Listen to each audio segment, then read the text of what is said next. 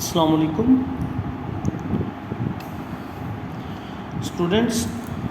चूँकि आपको पता है कोविड की वजह से वेकेशंस हो गई हैं, तो अब हमें जो है ऑनलाइन लेक्चर की तरफ मूव करना पड़ गया है। ठीक है, सो आपको पता तो है कि हम चैप्टर 5 स्टडी कर रहे हैं। तो आज का जो लेक्चर है हम थोड़ा सा रिवीजन की तरफ उसे जो है मूव कर लेते हैं। ठीक है, ताकि जो है आज का लेक्चर कवर हो जाए और उसके बाद हम आगे चलते रहेंगे।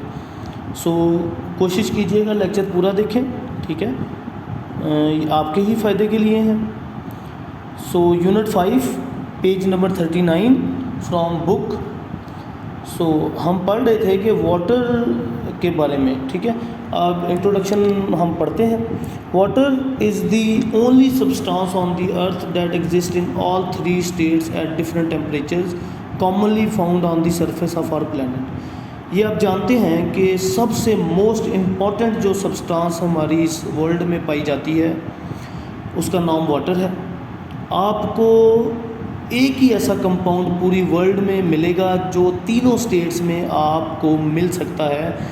मैं बात कर रहा हूँ मैटर की स्टेट्स की, solid, liquid and gas. Water is a great blessing of for all organisms on earth. पानी जो है ये हर ऑर्गेनिज्म के लिए एक किस्म की नेमत है। आप भी इंसानों की बात करें तो आप कंज्यूम भी करते हैं और भी बहुत सारे कामों के लिए पानी को इस्तेमाल करते हैं। ऐसा ही एनिमल्स के लिए वो भी इसको कंज्यूम करते हैं और भी बहुत सारे कामों के लिए इस्तेमाल करते हैं। इसीलिए एक और पॉइंट, एक और करैक्टरिस्टिक हम जो वाटर की स्टडी करते हैं, it is a universal solvent. जैसा कि आपको पता है कि पानी एक ऐसा सॉल्वेंट है जिसमें किसी भी चीज़ को हल किया जाता है, इसी वजह से इसको हम यूनिवर्सल सॉल्वेंट कहते हैं। अगर हम वाटर की इम्पोर्टेंस की बात करें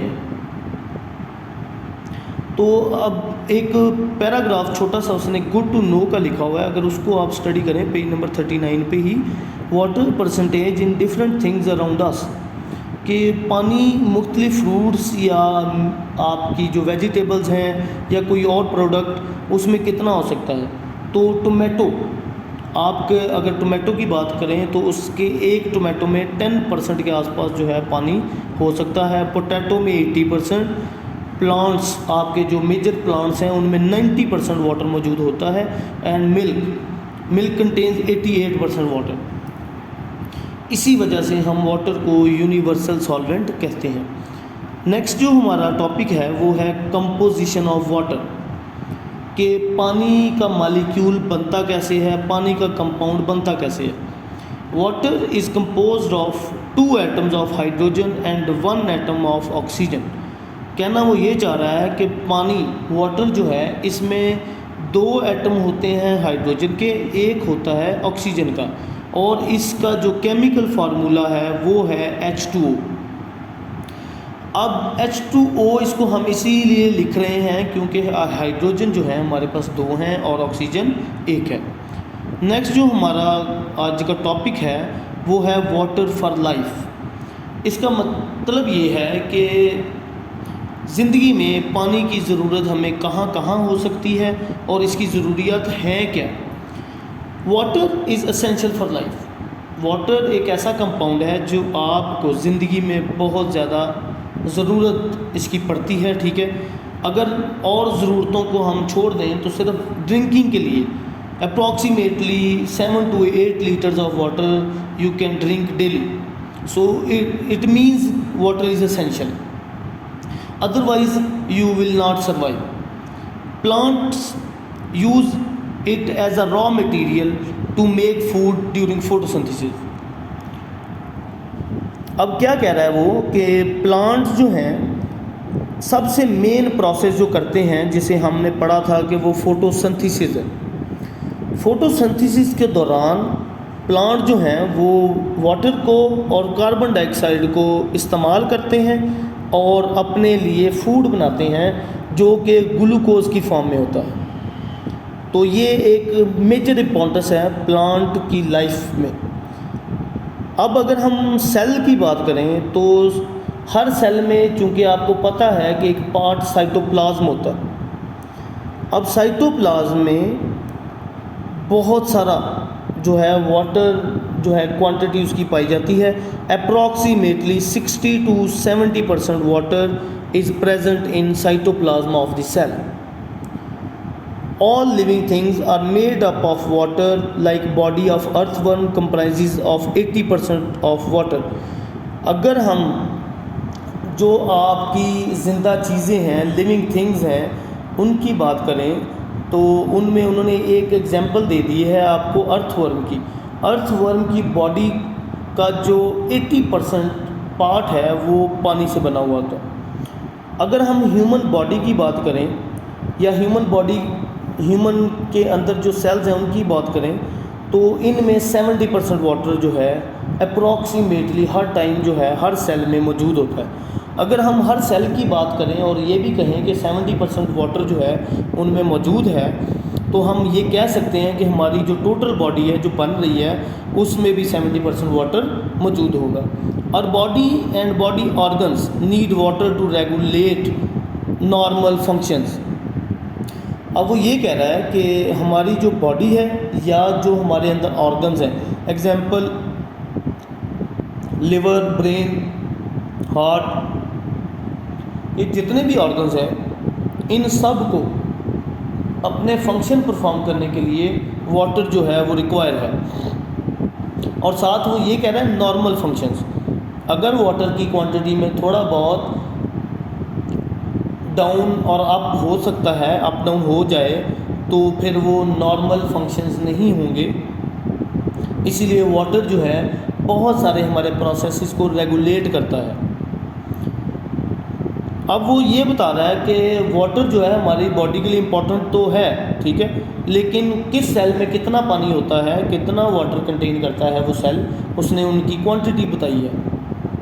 अगर हम ब्लड की बात करें तो ब्लड में 95% वाटर, ब्रेन में 75% वाटर एंड लंग्स में 85% वाटर हो सकता है। नेक्स्ट जो है वो 5.2 सोर्सेज ऑफ वाटर के पानी हमें किन किन जगहों से और कैसे मिलता है। नेचुरली अगर हम बात करें कुदरती तौर पर पानी हमें रेन वाटर, बारिश का पानी, ग्राउंड वाटर, ये जो पानी आपका जो जमा होता है ग्राउंड के ऊपर, नेचुरल स्प्रिंग्स, ये जो बर्फ़ जो है जम जाती है जब पहाड़ों पे तो वो पिघलती है तो आपकी लेक्स बनाती है जिनको हम कहते हैं वो नेचुरल स्प्रिंग्स हैं। उसके बाद पोलर आइस कैप्स, ये पोलर आइस कैप्स वो जहाँ से बर्फ़ पिघलती है और पानी जो है वो ग्लेशियर में जाकर जमा हो जाता है। एंड सबसे मेजर सोर्स जो वाटर का है वो ओशन वाटर है, ठीक है, आपके समंदर जिनमें बहुत ज़्यादा जो है पानी मौजूद होता है। नेक्स्ट पेज पे अगर आप चले जाएं, पेज नंबर 40, तो वहाँ पर हमने इन सोर्सेज के बारे में स्टडी किया था अलग अलग। हम आज बात करेंगे सरफेस और ग्राउंड वाटर की। Water is the most abundant substance on the अर्थ। सबसे ज़्यादा जो कंपाउंड मौजूद होता है वो है water. It covers 71% of the earth surface. 71% के आसपास जो है पानी मौजूद है आपकी इस दुनिया पे। बाकी का जो 29% एरिया है वो ज़मीन है, सरफेस है। But most of water contains dissolve salts, so it is unfit for drinking. तो इसमें से ज़्यादातर जो पानी है, जो वाटर है हमारे पास, उसमें सॉल्ट्स मौजूद होते हैं जो इसको अनफिट बनाते हैं ड्रिंकिंग के लिए, इसको हम पी नहीं सकते। वाटर आपका एयर में भी मौजूद होता है, वेपर्स की फॉर्म में, रिवर्स में मौजूद होता है, लेक्स में है, आइस कैप एंड ग्लेशियर्स, जो अभी हमने सोर्सेज वाटर के पढ़े। Most of fresh water is frozen on the surface of glacier. ज़्यादा जो पानी फ्रेश वाटर जिसे हम कहते हैं जो पीने के काबिल होता है वो बर्फ़ की फॉर्म में ग्लेशियर्स में प्रेजेंट होता है। Rain water is also the source of fresh water. Rain water जो है वो भी जो है बारिश का पानी, वो भी हमारा एक किस्म का फ्रेश वाटर है। लेकिन प्रॉब्लम उसमें ये है कि आजकल मुख्तलिफ हमारा जो एनवायरनमेंट है, हमारे पोल्यूटेंट्स हैं जो, वो इसको भी जो है फ्रेश वाटर से डर्टी वाटर बना रहे हैं। क्यों? क्योंकि अब जो रेन हम रिसीव करते हैं उसे हम एसिड रेन कहते हैं। इसी वजह से वो जो है आपका पानी जो है काबिले उसको हम कंज्यूम नहीं कर सकते, काबिले इस्तेमाल नहीं रहता वो। सो आज का लेक्चर यहीं तक।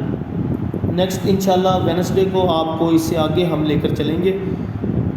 मैंने जो आपकी वर्कशीट एक बनाई है, ठीक है, वो आपको मिल जाएगी। आपने ये लेक्चर सुनना है, उसको एक दफ़ा ध्यान से सारे को सुनकर उसमें से वो जो क्वेश्चन हैं वो आपने मुझे सॉल्व करके वापस स्कूल को सबमिट करवा देने हैं। उसके आपको जो है नंबर्स मिलेंगे, ठीक है, वर्कशीट के तौर पर आपको वो आपके पास पहुंच जाएगा। आपने उसको सॉल्व करना है और वो सॉल्व आपने करना है इस लेक्चर को सुनने के बाद, ताकि उसमें आप कोई गलती ना करें। कोशिश करें कि इसको अच्छी तरह समझकर फिर उस वर्कशीट को आप हल करें, क्योंकि अगर आप देखकर वर्कशीट हल करेंगे तो उसका आपको एग्जैक्टली में कोई फ़ायदा नहीं होगा। Thank you very much. Next we will be meeting on Wednesday. Thank you.